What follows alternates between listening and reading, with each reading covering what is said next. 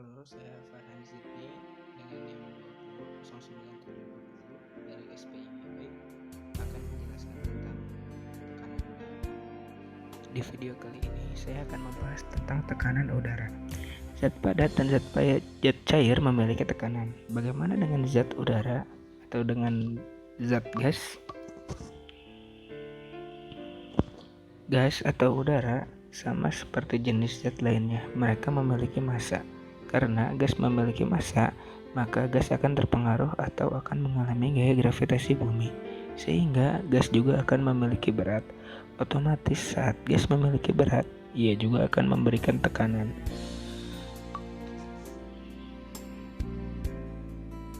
Berikut adalah percobaan bahwa gas memberikan tekanan.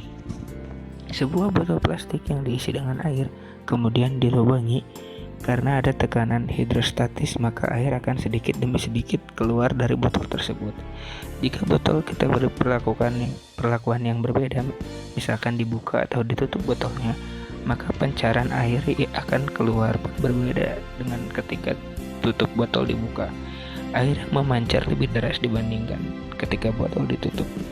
Hal ini membuktikan bahwa gas atau udara juga memiliki tekanan pada air.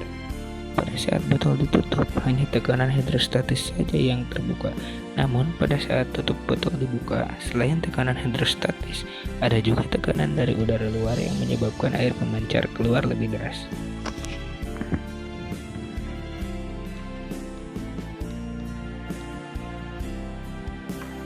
Percobaan selanjutnya yang menunjukkan bahwa udara juga memiliki tekanan adalah sebagai berikut.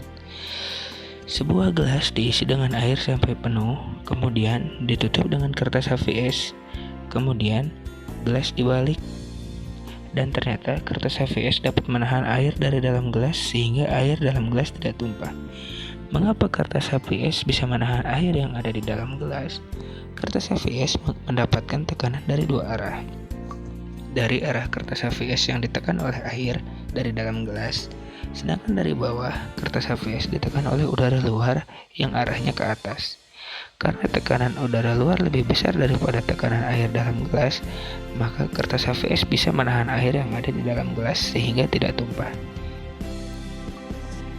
Besarnya tekanan udara di setiap tempat bisa saja berbeda, karena tekanan udara dipengaruhi oleh beberapa faktor, diantaranya semakin tinggi rendahnya suatu tempat diukur dari permukaan laut, semakin tinggi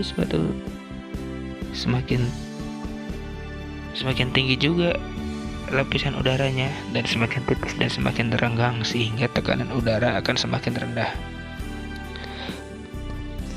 Besarnya tekanan udara di atas permukaan laut adalah sebesar 76 cm3 atau 1 atmosfer. Setiap kenaikan 100 meter, maka tekanan udara akan berkurang 100 cm3. Karena tekanan udara pada permukaan laut 76 cm3, maka tekanan udara pada ketinggian 100 meter di atas permukaan laut adalah 75 cm3. Kemudian tekanan udara pada suatu ketinggian 200 meter di atas permukaan laut jadi 74 cm3. Demikian juga seterusnya kenaikan 100 meter, tekanan udaranya berkurang 1 cm3. Karena itu, kita bisa menghitung besarnya tekanan udara pada suatu ketinggian dengan rumus sebagai berikut.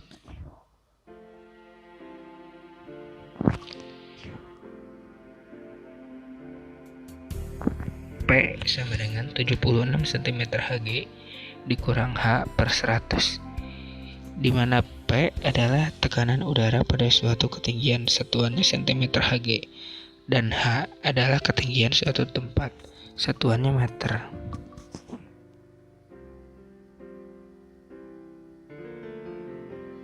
Untuk lebih jelasnya, perhatikan contoh soal berikut. Berapakah tekanan udara pada ketinggian 400 meter di atas permukaan laut berdasarkan hal tersebut? Diketahui H sama dengan 400 meter. P sama dengan 76 cm3 dikurang H per 100. 76 cm3 dikurang 400 per 100 sama dengan 76 cm3 dikurang 4, yang berarti jawabannya 72 cm Hg. Jadi, tekanan udara pada suatu tempat yang memiliki ketinggian 400 meter di atas permukaan laut adalah 72 cm Hg. Perbedaan tekanan udara akan kita rasakan melalui telinga. Ketika kita pergi ke daerah yang lebih tinggi, kita akan merasakan dengungan di telinga kita. Karena tekanan udara dalam tubuh kita lebih besar daripada tekanan udara yang ada di luar. Dan untuk menyeimbangkannya, kita tinggal membuka mulut kita agar tekanan udara di dalam sama dengan tekanan udara di luar.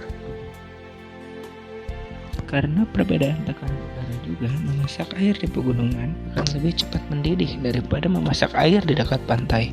Karena tekanan udara di pegunungan lebih rendah, maka air bisa mendidih pada suhu di bawah 100 derajat Celcius. Selain berhubungan dengan tinggi suatu tempat, tekanan udara juga berhubungan dengan volume tempat udara. Volume tersebut berada tekanan udara berbanding terbalik dengan volumenya. Hal ini diungkapkan oleh Robert Boyle dengan dikenal hukum Boyle. Jika volume suatu wadah yang berisi udara diperkecil, maka tekanannya akan semakin besar. Hal tersebut dinyatakan dalam sebuah persamaan V sama dengan konstan. Kalau P1 kali V1 sama dengan P2 kali V2, P1 adalah tekanan udara awal, V1 adalah volume udara awal, P2 adalah tekanan udara akhir, dan V2 adalah volume udara akhir. Salah satu contoh prinsip tekanan udara hubungan dengan volume ada pada sistem pernapasan manusia. Proses ini terjadi ketika kita menarik nafas dan mengeluarkan nafas. Pada saat kita menarik nafas, rongga dada membesar agar volume paru-paru juga membesar. Saat volume paru-paru membesar, tekanan paru-paru mengecil. Akibatnya, udara dapat mengalir masuk dan kita bisa bernapas kebalikannya. Saat kita menghembuskan nafas, volume paru-paru harus mengecil. Setelah volume paru-paru mengecil, maka tekanan paru-paru membesar kembali. Karena itulah nafas yang kita tarik bisa kita keluarkan kembali.